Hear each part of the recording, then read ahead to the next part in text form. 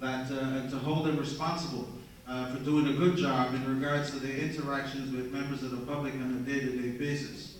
And so issues that's been talked about today, issues that are extremely important to me that I see. I can tell you though that the interactions with members of the public, the interactions with members of police groups and organizations are good interactions, very positive.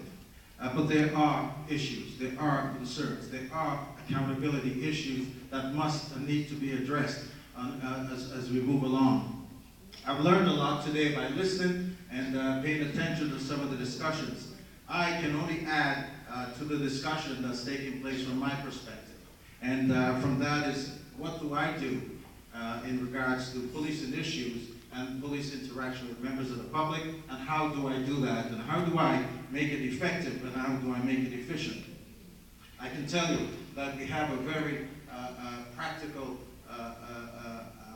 process that we follow, and we try to engage and encourage the members of the public that if they have any concerns about the police, that they should in fact be encouraged to file a complaint with my office. We look at them complaint by complaint basis. We do not group complaints, except I did in the G20.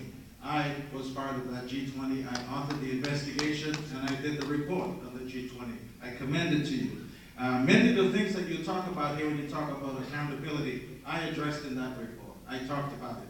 You heard the chief this morning from PO indicate that I am currently undertaking a systemic review type of inquiry in regards to use of force and police interactions with members of the community who are suffering from some type of disability or maybe in distress. Those are things that I do to ensure some accountability from my end of it.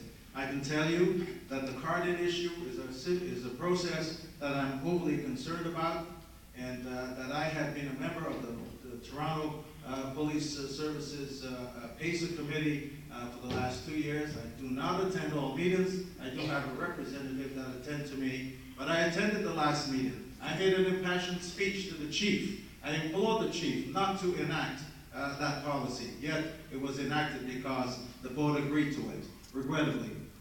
I will be attending the meeting tonight.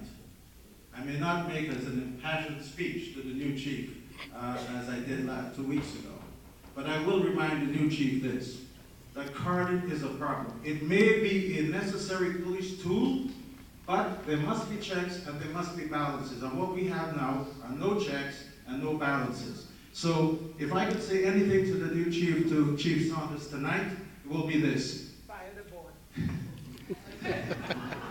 I do have oversight over the board, but not to that extent. I would be suggesting to the chief this. If we do need a policy as carded, then we need checks and balances. I agree with the Human Rights Commission suggestions in regards to how we place those checks and balances. I subscribe to it. I support it.